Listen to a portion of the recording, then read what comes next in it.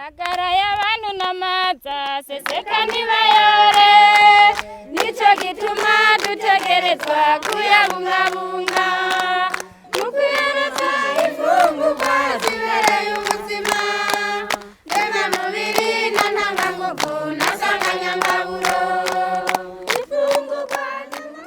Le projet multisectoriel de nutrition qui est mis en œuvre dans la province d'Ongozi est un projet innovant multisectoriel qui est financé par la coopération suisse. C'est un projet qui s'inscrit dans la droite ligne de la volonté du gouvernement d'apporter une réponse beaucoup plus adaptée à la nutrition à travers des interventions multisectorielles et multi-acteurs. Ce projet de nutrition avait pour objectif principal de réduire la malnutrition chronique chez les enfants de moins de 5 ans à travers des interventions multisectorielles mettant un accent particulier sur la période des 1000 jours, qui est la période d'opportunité où l'enfant, lorsqu'il est bien alimenté, bien suivi, augmente son potentiel intellectuel, physique et devenant plus productif à l'âge adulte.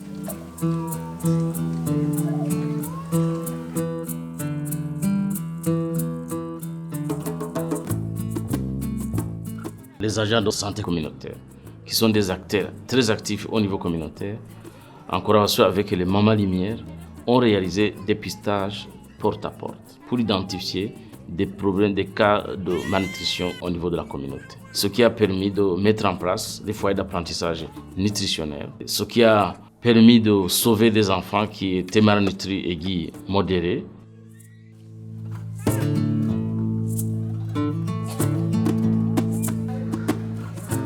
Et ce qui a permis aussi de prendre en charge des enfants qui avaient une malnutrition aiguë sévère dans la structure de soins.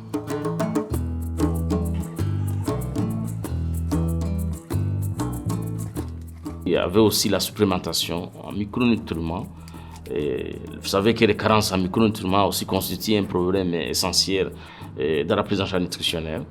Et on parle aussi de faim insoupçonnée, ce qui a permis d'équilibrer les enfants, luttant contre les anémies à répétition qu'on observait dans cette zone. Il faut noter aussi qu'il y a eu des interventions relatives au suivi et promotion de la croissance, surtout dans la zone pilote de Kiremba.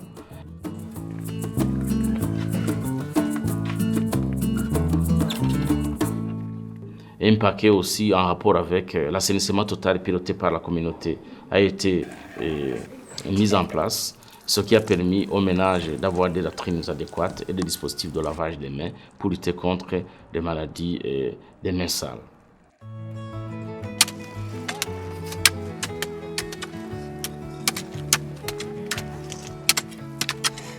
Ça a permis de mettre en place les champs écoles producteurs, c'est-à-dire regrouper les membres de la communauté au niveau des champs écoles producteurs, environ 3000 familles, et ce qui a permis avec la formation, l'équipement et la distribution des semences, de diversifier les repas, de diversifier l'alimentation, mais aussi relever au niveau de vie des ménages à travers la vente des produits maraîchers. Et il y a aussi la distribution des animaux, en l'occurrence les chèvres et les rapins. Et ainsi, les membres de la communauté sont regroupés en groupement coopératif pour pérenniser les acquis, continuer à rendre disponibles les aliments complets.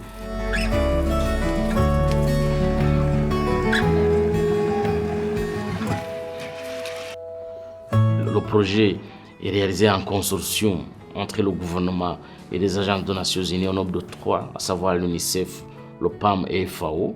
Et ce troisième volet était fortement soutenu par le Programme alimentaire mondial qui a formé et équipé 15 propriétaires des moulins pour assurer la fortification des farines, ce qui a permis de produire environ 275 tonnes de farine fortifiée qui a été largement consommée par la communauté dans la zone d'intervention. Les services du gouvernement en charge du contrôle de qualité, à savoir le Bureau burundais de normalisation et le Centre national de technologie alimentaire, ont travaillé aussi de concert avec les acteurs au niveau local pour améliorer la qualité et contrôler la qualité des produits fortifiés au niveau local.